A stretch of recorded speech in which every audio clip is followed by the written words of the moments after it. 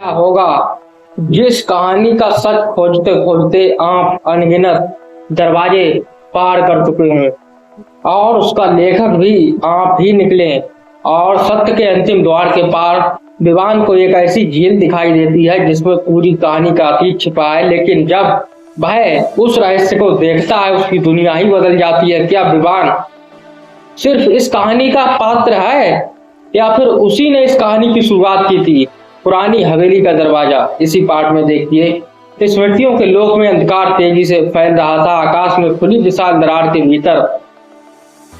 भीतर भूल का राजा खड़ा था और उसकी लाल चमकती आंखें पूरे लोक को देख रही थीं। जहां उसकी नजर पड़ती वहां की यादें धुंधली होने लगती, लोगों के चेहरे मिटने लगते और आवाजें खामोश हो जाती और कहानियां धीरे धीरे शून्य में विलीन होने लगती। और विवान ने यह सब देखा तो उसके भीतर बेचैनी बढ़ गई। उसे रोकना होगा, उसने कहा। और पहला पाठक गंभीर स्वर में बोला कि सावधान विवान, भूल का राजा तलवार या शक्ति से नहीं हारता, वह लोगों की यादों में रहता है। और तभी अचानक विवान की आंखों के सामने धुंध छाने लगी।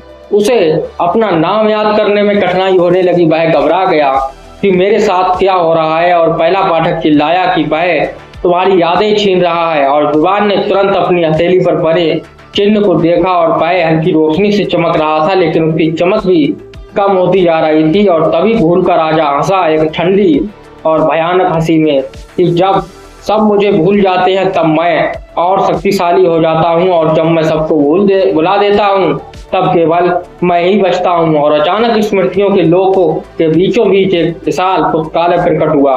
वह इतना बड़ा था कि उसका अंत दिखाई नहीं देता था। हजारों नहीं लाखों किताबें वहां रखी थी और पहला पाठक उसे देखकर घबरा गया कि नहीं।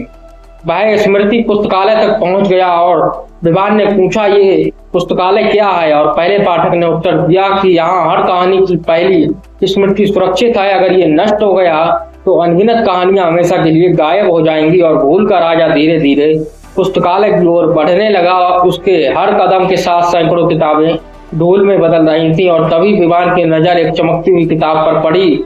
वह बाकी किताबों से अलग थी। उसके कवर पर सुनहरे अक्षरों में लिखा था, यादों का रक्षक। और जैसे ही विवान ने किताब को छुआ, उसके सामने एक नया दृश्य उभर आया। एक प्राचीन योद्धा और जिसके हाथ में रोशनी से बनी तलवार थी और उसकी आंखों में वही चिन्ह चमक रहा था। तभी उस योद्धा ने सीधे विवान की ओर देखा और कहा, अगर स्मृतियों को बचाना है तो 13वां दरवाजा खोजना होगा। विवान चौंक गया कि 13वां दरवाजा, और लेकिन इससे पहले कि वह कुछ और पूछ पाता, पूरा स्मृति पुस्तकालय कांप उठा और दूर अंधकार के बीच धीरे धीरे एक नया दरवाजा उभरने लगा। उस पर चमकते अक्षरों में लिखा था, स्मृति का रक्षक। और भूल का राजा अचानक रुक गया और पहली बार उसके चेहरे पर डर दिखाई दिया। और ये देखकर विवान समझ गया कि 13वें दरवाजे के पीछे कोई ऐसा रहस्य छिपा है जिससे स्वयं भूल का राजा भी भय खाता है। और 13वें दरवाजे पर लिखे शब्द थे, स्मृति का रक्षक। अभी भी सुनहरी रोशनी में चमक रहे थे और पूरा स्मृति लोक कांप रहा था। लेकिन सबसे आश्चर्य की बात यह थी कि भूल का राजा आगे बढ़ने की हिम्मत नहीं कर रहा था। उसकी लाल आंखों में पहली बार भय दिखाई दे रहा था। और विवान ने ये देखा तो उसके मन में एक नया प्रश्न उठ गया, आखिर इस दरवाजे के पीछे ऐसा क्या है? और पहला पाठक धीमे स्वर में बोला, एक ऐसी शक्ति जो भूल से भी पुरानी है। और तभी दरवाजे पर बने अनगिनत चिन्ह चमकने लगे। हवा में पुरानी आवाज गूंजने लगी, भूले हुए नाम, खोई हुई कहानियां और अधूरे सपने, और सब जैसे वापस लौटने लगे। अचानक दरवाजा अपने आप खुल गया और उसके भीतर से एक विशाल सभागार था और दीवारों पर लाखों चमकते हुए पन्ने तैर रहे थे। हर पन्ने पर किसी की याद लिखी हुई थी, किसी का पहला सपना, किसी की आखिरी मुस्कान, किसी की सबसे प्रिय कहानी। और विवान मंत्रमुग्ध होकर ये सब देख रहा था। और तभी सभागार के बीचों बीच एक सिंहासन दिखाई दिया। सिंहासन खाली था, लेकिन उसके ऊपर एक चमकती हुई तलवार तैर रही थी। वही तलवार जो विवान ने उस प्राचीन योद्धा के हाथों में देखी थी। और जैसे ही वह तलवार चमकी, पूरा सभागार रोशनी से भर गया और एक गंभीर आवाज गूंजी कि रक्षक का चुनाव शुरू होता है। और विवान चौंक गया कि कौन सा रक्षक। और तभी सिंहासन के पीछे से एक आकृति प्रकट हुई कि वह वही प्राचीन योद्धा था। उसकी आंखों में अनंत का चिन्ह चमक रहा था और उसने विमान की ओर देखा और कहा कि मैं अंतिम स्मृति का रक्षक हूँ और मेरा समय समाप्त होने वाला है। पहला पाठक सम्मान से झुक गया। ये देखकर विवान समझ गया कि ये कोई साधारण योद्धा नहीं है। योद्धा आगे बोला, भूल का राजा इसलिए डरता है क्योंकि जब तक स्मृतियों का रक्षक जीवित है कोई भी कहानी पूरी तरह नहीं मिट सकती। और अचानक भूल का राजा क्रोध से गरजा और उसकी गर्जना से पूरा स्मृति लोग कांप उठा और उसने कहा कि चुप रहो और वह शक्ति अब समाप्त हो चुकी है। और लेकिन तभी सिंहासन के ऊपर तैरती तलवार अभी और तेज चमकने लगी और उसकी रोशनी सीधे विमान पर आकर ठहर गई। स्मृति रक्षक की आंखों में आश्चर्य उभर आया और जैसे ही उसने कहा असंभव, तलवार ने अपना उत्तराधिकारी चुन लिया है। विमान पीछे हट गया कि लेकिन मैं तो सिर्फ एक साधारण इंसान हूँ। और स्मृति रक्षक मुस्कुराया कि यही बात हर रक्षक ने पहली बार कही थी। और अचानक पूरा सभागार हिलने लगा। दरवाजे के बाहर अंधकार का तूफान उठ खड़ा हुआ और भूल का राजा पूरी शक्ति के साथ हमला करने वाला था। और तभी सिंहासन के पीछे की दीवार टूट गई। उसके पीछे एक और रहस्यमय दरवाजा दिखाई दिया और उस पर एक शब्द लिखा था, उत्पत्ति। और स्मृति रक्षक का चेहरा ये शब्द देखते ही गंभीर हो गया कि नहीं, 14वां दरवाजा नहीं खुलना चाहिए था। और विवान ने उस दरवाजे को देखा और उसके मन में एक अजीब एहसास हुआ, मानो उस दरवाजे के पीछे सिर्फ स्मृतियों की नहीं बल्कि हर दरवाजे की शुरुआत का रहस्य छिपा हो। और 14वें दरवाजे पर लिखा शब्द था, उत्पत्ति। और ये शब्द लगातार चमक रहा था और पूरा सभागार उसकी रोशनी से भर गया। स्मृति रक्षक के चेहरे पर चिंता साफ दिखाई दे रही थी और पहला पाठक भी असामान्य रूप से शांत था। और बाहर खड़ा भूल का राजा क्रोध से गरज रहा था कि उसे मत खोलना, अगर उत्पत्ति जाग गई तो सब कुछ बदल जाएगा। और विवान हैरान रह गया। अब तक हर कोई किसी न किसी दरवाजे को खोलने से डरता था, लेकिन इस बार डर सभी के चेहरे पर था। और स्मृति रक्षक ने गहरी सांस ली और बोला कि विवान, ध्यान से सुनो, हर दरवाजा किसी रहस्य की ओर ले जाता है, लेकिन 14वां दरवाजा उन सभी रहस्यों की शुरुआत तक ले जाता है। और विवान धीरे धीरे दरवाजे के पास पहुंचा और जैसे ही उसने सतह को छुआ, अचानक उसके सामने दृश्य बदल गया। उसने खुद को एक असीम शून्य में खड़ा पाया। ना समय था, न प्रकाश, न अंधकार, कुछ भी नहीं, सिर्फ खालीपन था। और तभी उस खालीपन के बीच एक छोटी सी चमक दिखाई दी। वह इतनी छोटी थी कि मानो एक तारा हो, लेकिन अगले ही पल वह चमक फैलने लगी और फैलती ही चली गई। और विवान की आंखों के सामने पहली रोशनी जन्म ले रही थी, फिर पहली छाया, पहला शब्द और पहला सपना और अंत में पहला दरवाजा। विवान ये देखकर स्तब्ध रह गया। यही शुरुआत थी। और तभी उसके पीछे से किसी के कदमों की आहट सुनाई दी। वह मुड़ा और उसका दिल तेजी से धड़कने लगा क्योंकि वहां एक आकृति खड़ी थी। उसका चेहरा दिखाई नहीं दे रहा था, लेकिन उसकी आंखों में सभी दरवाजों की चमक एक साथ दिखाई दे रही थी। वह आकृति मुस्कुराई कि स्वागत है विवान, और मैं उत्पत्ति का संरक्षक हूँ। विवान ने पूछा, क्या तुमने ये सारे दरवाजे बनाए? आकृति कुछ क्षण चुप रही, फिर उसने सिर हिलाया, नहीं, मैंने उन्हें नहीं बनाया, मैं सिर्फ उनकी रक्षा करता हूँ। और विवान फिर उलझ गया, तो फिर इन्हें किसने बनाया? और ये सुनते ही संरक्षक का चेहरा गंभीर हो गया। उसने दूर शून्य की ओर इशारा किया और वहां अंधकार और प्रकाश के बीच एक विशाल परछाई दिखाई दे रही थी, इतना विशाल कि उसका अंत दिखाई नहीं देता था। उसने विमान ने ध्यान से देखा, लेकिन जैसे ही उसने उस परछाई को समझने की कोशिश की, उसके कानों में तेज आवाज गूंजने लगी कि मानो कोई रहस्य उसकी पहुंच से बाहर हो। और तभी उत्पत्ति का संरक्षक बोला कि अभी नहीं, तुम अभी उसका नाम नहीं जान सकते। अचानक पूरा शून्य कांप उठा और दूर खड़ी वह विशाल परछाई धीरे धीरे उनकी ओर मुड़ने लगी और पहली बार उसकी दो चमकती आंखें खुल गईं। उत्पत्ति का संरक्षक घबरा गया कि नहीं, और उसे पता चल गया कि तुम यहाँ आए हो। तो शून्य में तूफान उठने लगा और पहला दरवाजा कांपने लगा और उसी क्षण आकाश में एक नई आवाज गूंजी, 15वां दरवाजा सक्रिय हो चुका है। विवान का दिल धड़क उठा 15वां दरवाजा सुनकर, क्योंकि अब कहानी एक ऐसे रहस्य की ओर बढ़ रही थी जिसे शायद किसी दरवाजे में बंद ही नहीं किया जा सकता था। और 15वां दरवाजा सक्रिय हो चुका है। ये आवाज पूरे शून्य में गूंज उठी। उत्पत्ति का संरक्षक स्तब्ध खड़ा रह गया।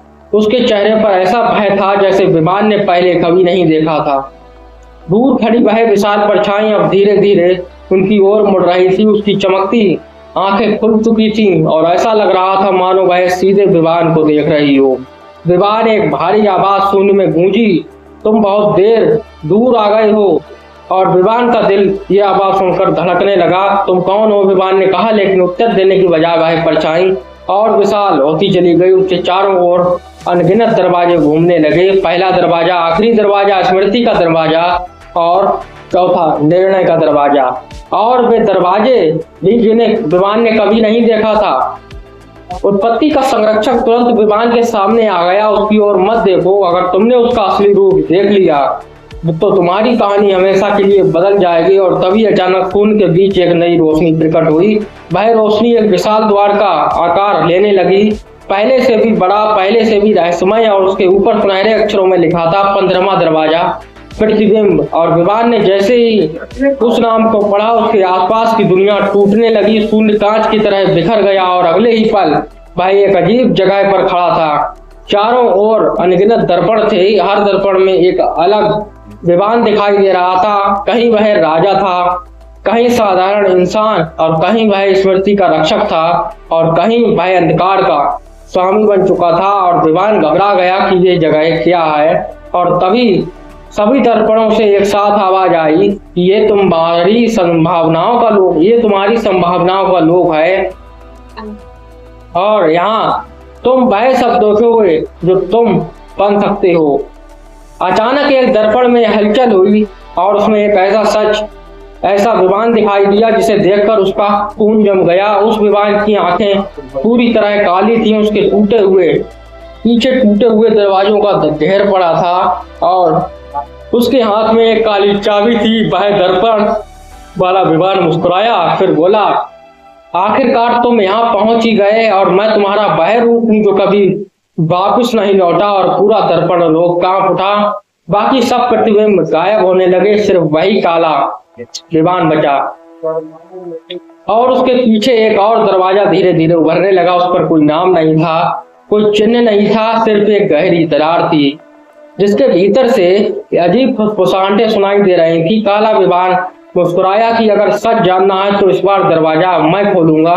और जैसे ही उसने काली चाबी आगे बढ़ाई, पूरा प्रतिबिंब लोग अंधेरे अंधकार में डूबने लगा, और पूरा प्रतिबिंब लोग अंधकार में डूब चुका था। और काला विमान उस रहस्यमय दरवाजे के सामने खड़ा था। उसके हाथ में मौजूद की काली चाबी धीरे धीरे चमक रही थी। चारों ओर मौजूद सभी दर्पण टूटने लगे, और हर टूटते दर्पण के साथ किसी न किसी सफलता का अंत हो रहा था। और विमान ने चिल्लाकर कहा कि रुको, तुम ये दरवाजा नहीं खोल सकते। लेकिन काला विमान हंस पड़ा, तुम अब भी नहीं समझे? ये दरवाजा मेरे लिए नहीं बना, ये हमेशा के लिए तुम्हारे लिए था। और ये सुनते ही विमान सन्न रह गया, और तभी उसकी हथेली पर बना चिन्ह जलने लगा।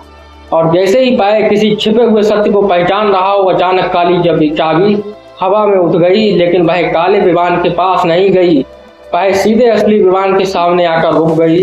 और पूरा प्रतिबिंब लोग कांप उठा, और काला विमान कुछ पल के लिए चुप हो गया। और फिर उसने मुस्कुराकर कहा कि देखो, चुनाव हमेशा तुम्हारा ही था। दरवाजे की दरारों से अब अजीब रोशनी निकलने लगी। ना वह पूरी तरह प्रकाश थी, ना अंधकार, वह कुछ और ही था, कुछ ऐसे जिसे शब्दों में बयान करना मुश्किल था। और तभी दरवाजे के भीतर से एक धीमी आवाज आई, विमान, क्या तुम अपना सबसे बड़ा सत्य जानना चाहते हो? उस आवाज में अजीब आकर्षण था, मानो वह सीधे आत्मा से बात कर रही हो। उत्पत्ति का संरक्षक अचानक प्रकट हुआ। उसका चेहरा चिंता से भरा हुआ था कि नहीं, उसकी बात मत सुनो, ये सत्य का दरवाजा नहीं है, ये पछतावों का दरवाजा है। और विमान चौंक गया कि पछतावों का दरवाजा? संरक्षक ने सिर हिलाया, हाँ, हर वह निर्णय जो तुमने नहीं लिया, हर वह रास्ता जिस पर तुम नहीं चले, हर वह व्यक्ति जिसे तुम बचा नहीं पाए, सब इसके भीतर मौजूद है। और अचानक दरवाजा थोड़ा खुल गया और उसके भीतर से धुंध बाहर आने लगी और उस धुंध में विवान ने कुछ चेहरे देखे, कुछ परिचित कुछ अनजान, और फिर एक चेहरा साफ दिखाई देने लगा। उसे देखते ही विवान का दिल तेजी से धड़कने लगा, क्योंकि वह चेहरा उसी का था, लेकिन इस बार वह मुस्कुरा नहीं रहा था। उसकी आंखों में आंसू थे और वह सिर्फ एक बात कह रहा था, अगर उस दिन तुमने दूसरा फैसला लिया होता तो सब कुछ अलग होता। धुंध और घनी हो गई, दरवाजा धीरे धीरे और खुलने लगा और उसके भीतर कहीं दूर एक और दरवाजे की परछाई दिखाई देने लगी। उस पर सुनहरे अक्षरों में लिखा था कि सत्य का अंतिम द्वार, उत्पत्ति का संरक्षक। ये देखकर भयभीत हो गया, क्योंकि वह जानता था अगर विवान उस द्वार तक पहुंच गया तो ऐसा सच पता चलेगा कि पूरी कहानी की दिशा ही बदल देगा। और सत्य का अंतिम द्वार, ये शब्द सुनते ही पूरा प्रतिबिंब लोग कांप उठा और दरवाजे के भीतर से निकलती धुंध अब चारों ओर फैल चुकी थी। विवान उस सुनहरे द्वार की ओर देख रहा था। उसके मन में सैकड़ों सवाल उठ रहे थे। आखिर कौन सा सत्य था जिसे कभी उससे छिपाना चाहता था, जिससे सभी उससे छिपाना चाहते थे, और उत्पत्ति का संरक्षक उसके सामने आ खड़ा हुआ। और विवान, अभी भी समय है, वापस चलो। कुछ सत्य ऐसे होते हैं जिन्हें जानने की कीमत बहुत बड़ी होती है। लेकिन तभी धुंध के भीतर से वही उदास चेहरा फिर दिखाई दिया। वह विवान का ही दूसरा रूप था। उसने धीरे से कहा, सच से भागोगे तो सवाल कभी खत्म नहीं होंगे, और सवालों से भरी जिंदगी ही एक कैद होती है। और ये सुनकर विवान चुप हो गया। उसके भीतर संघर्ष शुरू हो चुका था। एक और चेतावनियां थी। दूसरी ओर वह सत्य था जिसकी तलाश में वह इतने दरवाजे पार कर चुका था। और अचानक उसकी हथेली पर बना चिन्ह चमक उठा और उसी क्षण सत्य का अंतिम द्वार अपने आप खुलने लगा। पूरा लोक तेजी रोशनी से भर गया और विवान ने अपनी आंखें ढक ली। और जब रोशनी कम हुई तो उसने खुद को एक अजीब जगह खड़ा पाया। वहां ना कोई दरवाजा था, ना कोई महल, ना कोई लोग, सिर्फ एक शांत झील थी। झील का पानी बिल्कुल स्थिर था, और इतना स्थिर कि वह दर्पण जैसा दिखाई दे रहा था। लेकिन झील के किनारे एक वृद्ध व्यक्ति बैठा था, सफेद वस्त्र, सफेद बाल और आंखों में अनंत शांति। वह पानी में कुछ देख रहा था। विवान धीरे धीरे उसके पास गया और पूछा, आप कौन हैं? और वृद्ध व्यक्ति मुस्कुराया, मैं उत्तर नहीं हूँ, मैं वह हूँ जो उत्तरों के बाद बचता है। और विवान उसकी बात समझ नहीं पाया। तभी वृद्ध ने झील की ओर इशारा किया कि देखो। विवान ने पानी में झांका और जो उसने देखा उसे देखकर उसकी सांसें थम गईं।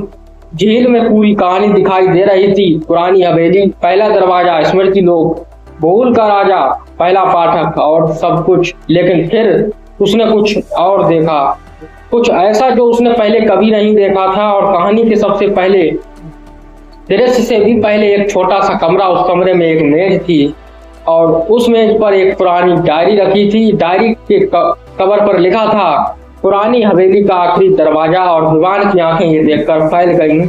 और तभी कमरे का दरवाजा खुला और एक व्यक्ति भीतर आया और उसका चेहरा अभी दिखाई नहीं दे रहा था। वह मेज के पास बैठा और डायरी खोली और पहला शब्द लिखने ही वाला था कि अचानक उसने रुककर सिर उठाया, मानो उसे एहसास हो गया हो कि कोई उसे देख रहा है। और धीरे धीरे उसने अपना चेहरा ऊपर लिया। विवान का दिल की जोर से धड़कने लगा, क्योंकि वह चेहरा उसी का था। हाँ, डायरी लिखने वाला व्यक्ति विवान ही था। और वृद्ध व्यक्ति की आवाज गूंजी कि अब तुम समझ रहे हो, कहानी सिर्फ तुम्हारे बारे में नहीं है, शायद तुम ही इस कहानी की शुरुआत हो। और तभी झील के शांत पानी में अचानक एक काली लहर उठी, मानो किसी ने उस सत्य को स्वीकार करने से इनकार कर दिया हो। इससे आगे का पाठ देखिए, और भी ज्यादा भयानक।